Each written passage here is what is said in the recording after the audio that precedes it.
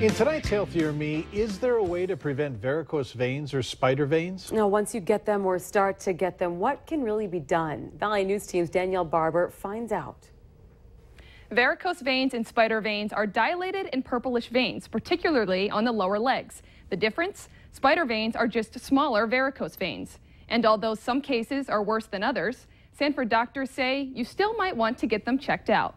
There's a vein beneath the skin causing these varicose veins. Although these veins appear to be merely a cosmetic issue, Dr. Todd Reel says that's not always the case. Often people, on questioning them though, do have symptoms. They just don't realize it's from the varicose veins. So you can have swelling of your legs, heaviness, tiredness, fatigue, pain, burning sensations, itching, dry skin even, that is related to the varicose veins. These symptoms are just some of the health risks associated with varicose veins. People are on their feet a lot, standing for a long time during the day, or even sitting at desks sometimes can precipitate the veins developing. While varicose veins are usually inherited, those who don't have a family history can still provoke them. People can occasionally get blood clots in the veins. It's called superficial phlebitis.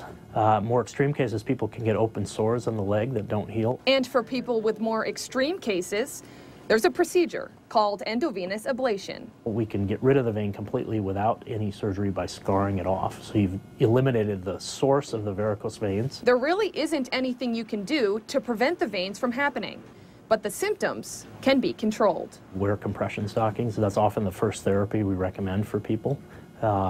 Compression will control the pressure in those veins so they don't stretch as much. If you're experiencing symptoms you think are related to varicose or spider veins, Dr. Reel recommends talking with your doctor. Now, if you don't have any symptoms, Dr. Reel says there's really no problem in not treating varicose or spider veins, as they're more of a superficial issue. Now, since varicose or spider vein symptoms are recognized as a medical problem, insurance will usually cover the cost of the procedure. Later in sports, Montana's defense has their sights on one player in particular. Hear what the Grizz coaches are saying about Carson Wentz. And close, but no, why Burger King's attempt at a joint burger with McDonald's fell flat.